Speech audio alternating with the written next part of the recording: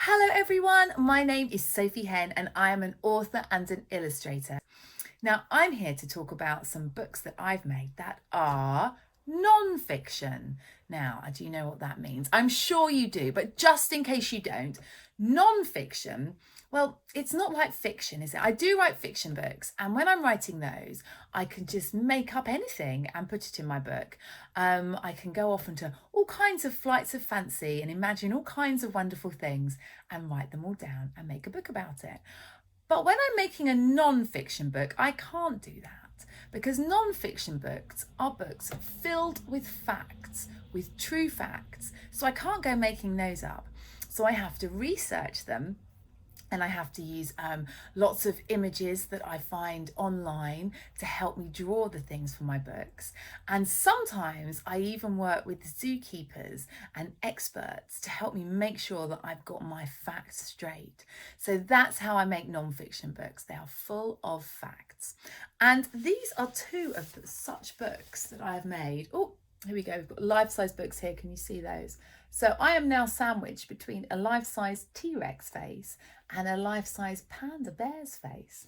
And these books are all about, well, creatures. This one's all about animals, but in them, it's got actual life-size bits of animals. So, for example, here we have a life-size polar bear paw. Look how big that paw is compared to my hand. Ginormous. So we have a life-size polar bear paw. And we also have, I think this might be my favourite, a life-size giant squid eye. Look, it's bigger than my head. So giant squid eyes are in fact 30 centimetres round. Imagine coming face to face with that if you're going for a paddle, but don't worry, you won't, because giant squids like to live right at the bottom of the ocean. There we go. There's that's not a life-size picture of a squid. They're quite a lot bigger than that. They're 18 meters in, to be precise. But also we've got some tiny creatures that are life-size. Look, there's a life-size pea crab. There we go. Tiny creatures as well. So it's got life-size bits of big animals and little animals in too. So I'm sure you can guess what's going on inside life-size dinosaurs. We've got some life-size dinosaur bits as well. There we go. Let's find a life-size. Oh, there we go. Oh, here we go. We've got a life-size pteranodon's beak. I don't even think I can fit it all in there. There we go. How does that look on me? Does it suit me? Nice. So there's a life-size pteranodon's beak, and then we have our picture of our pteranodon. They're diving into the ocean to catch some fish, and there is a life-size T-Rex mouth in here, but I don't think I'll fit that onto the screen. So instead I'll show you one of my favorite dinosaurs. Look, we've got the Diplodocus or Diplodocus here. You can say it either way apparently, but here is a life-size Diplodocus face. There we go. That would be if I was nose to nose with a Diplodocus. That's how big it would be. So I had lots of fun making those books because not only did I research facts about the dinosaurs and search for images of them, not photos sadly, just search for images of them, but I also had to look for measurements so I could make sure that I got the right size in the book. So maybe you could create a life-size you. If you found a big bit of paper, or you could stick some paper together, lie down on it and get someone to draw around you, and then you could make a life-size you, or maybe just a life-size head and shoulders. So that was lots of fun. Now, my latest non-fiction book that I have loved making is a book all about families. Now, have a think about your family and how your family is made up, who's in your family. And then have a think about some of your friends' families. And I'll bet that all of those families are pretty different. Well, it turns out that there's no normal type of family for animals either. Their families come in all kinds of shapes and sizes too. And that's what this book is about. All kinds of families. And I'm going to read it to you now, so get yourself nice and comfortable. And then I'm going to show you how to draw something. Oh, look, there we go. Who's that? Now, there's a little bird there. I'm not going to tell you what it is. You need to keep your eyes out and you'll find out what kind of bird that is later on. All kinds of families. All kinds of families come together in all kinds of ways. Each one is very special, but no two are quite the same. It's the same for animal families too. Here is a family, can you see that there? Here is a family where mummy looks after the babies. Orangutan mummies look after their young longer than any other animal parent.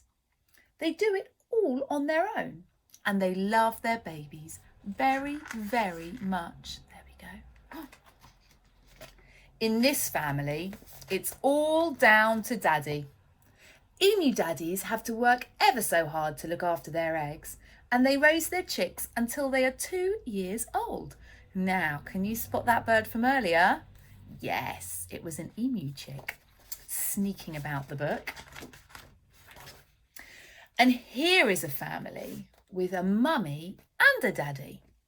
These clownfish parents are very, very busy keeping their underwater home clean and tidy for all their eggs. Mummies can lay up to 1,000 eggs in one go. Phew. There we go. Can you see there's the clownfish with all their eggs? Oh. Other families are so enormous that everyone helps look after the babies.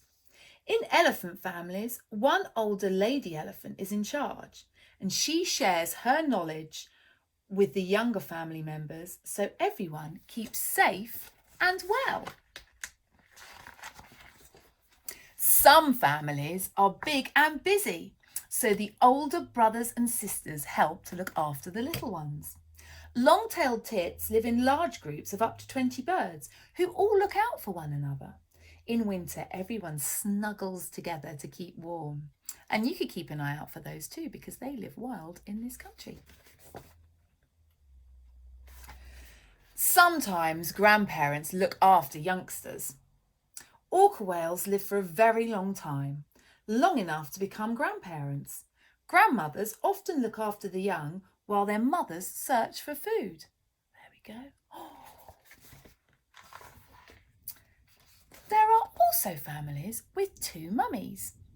Sometimes female albatrosses pair up and raise chicks together. Can you see that? Oh. The 2 mummies stay together forever and ever. Little ones who find themselves without a family can be adopted. This family has 2 daddies. Every so often, 2 male cheetahs will adopt a lost cub and raise them as their own. Look at them, oh, in the lovely hot sunny sun. And sometimes family can mean friends and community. Meerkats live in big groups of up to 50. Everyone has a job, either gathering food, keeping watch, or babysitting. They all work together so the group is safe and fed. There we go. They all look very busy, don't they, meerkats? Yes, there are so many kinds of families, but they all have one thing that's the same: love. So I hope you enjoyed that story, well, that non-fiction book about all kinds of different families. Maybe you spotted your kind of family in there, or maybe not, because there were too many to fit in the book. But I hope you enjoyed it anyway. And now I'm going to show you how to draw one of the animals in that book. And the animal I'm going to show you how to draw is a cheetah. Da, da, da. Now, especially when I'm drawing non-fiction books, sometimes I can get a little bit nervous about drawing some of the creatures I have to draw, especially the dinosaurs, actually. They were very tricky. But when I feel like that, I stop and I look at all the images I've got that to help me draw these animals. And I stop and I look really hard and I look for shapes within the creatures. So all the shapes that go to make up the creature. And then I just start one shape at a time, and then I'll add another shape, and then I'll add another shape. And after a while, I've created the whole shape. So that's my top tip, and that's what we're going to do. It'll probably make more sense when I show you how I'm going to do it. So first of all, I'm going to use a lighter pencil to draw, to put all the shapes together.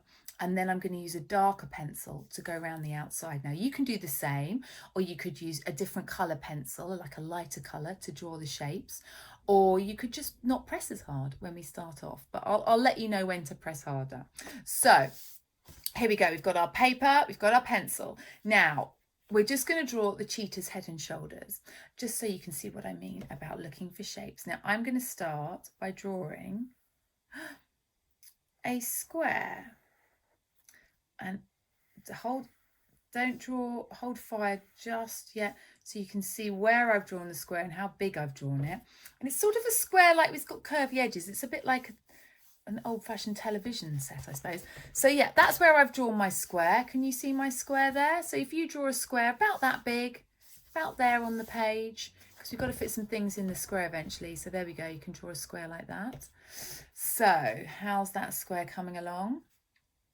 Good. Okay, now you might have guessed this is the cheetah's head. I'm going to draw the top of the cheetah's head. So I'm just going to draw a nice curve coming out of the top of the square. Now look, my curve is a little bit wonky, but that's fine, because you'll find that most animals are a little bit wonky too. And most people, we're not symmetrical, we're not perfect shapes. So don't worry about that.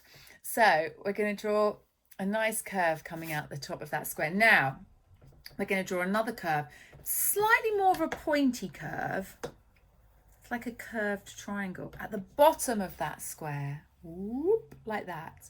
Can you see that? There we go. So draw a curve at the bottom of that square. Now we're going to add the cheetah's ears. Now cheetahs have got very round ears. So these are like little circles. They're quite like teddy bear ears, really. Even though cheetahs aren't like, there we go, little circles tucked behind the top of our cheetah's head. 2 little circles tucked behind the top of our cheetah's head. Look, I've even had a couple of goes there. It's fine, doesn't matter. Now we're going to draw the cheetah's neck. So on one side, I'm just going to draw a long line that just sort of goes all the way down to the bottom, like that. And then on the other side, I'm going to draw a line that sort of curves off to the side. Like that. You can do the sound effect as well if you want to while you're drawing it. I find it helps sometimes. So now we are ready to do the outline. So what I'm going to do is I'm going to take my thicker, darker pencil, and all around the outside of that shape that we've just made, I'm going to draw a thick black line.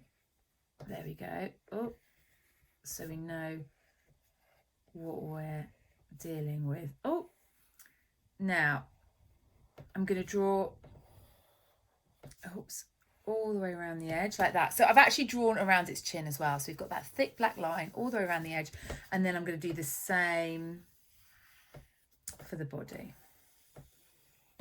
And now I'm going to switch to my thick black pencil. So you can see that by adding a square, 2 curves and 2 circles, we've created the actual shape of a cheetah's head. Ta-da!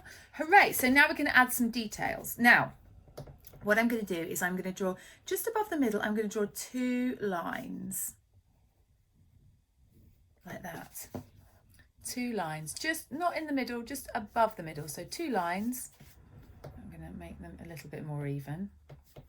Just a little bit. And then I'm going to draw 2 little lines that go off to the side, but they dip down a little bit, because cheetahs look a little bit like they're wearing eyeliner, a bit like mine. There we go. Now I'm going to draw 2 lines starting from there, going down like that. 2 lines going down like that. 1, 2. You got them in? Marvellous. Now I'm going to create a diagonal line that comes out of the bottom of those lines and goes down to the bottom of his chin. Oh look, there we go. So we did those 2 lines, and now we're just going to create 2. They're a little bit curved. They're not quite exactly straight diagonals, but they're a little bit curved. And they go down to the bottom of his chin. Her chin, his chin, his chin.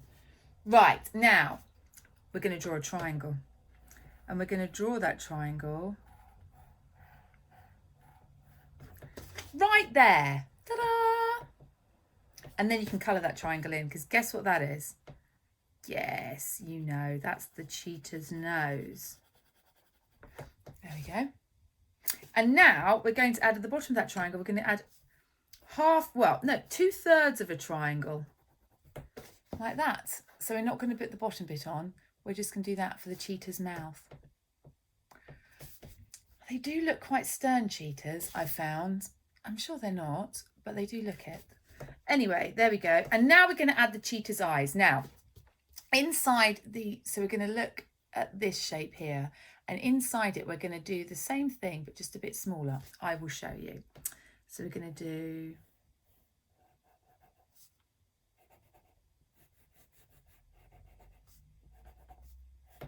there we go. So we're going to do the same sort of shape, just a bit smaller on the inside, like that.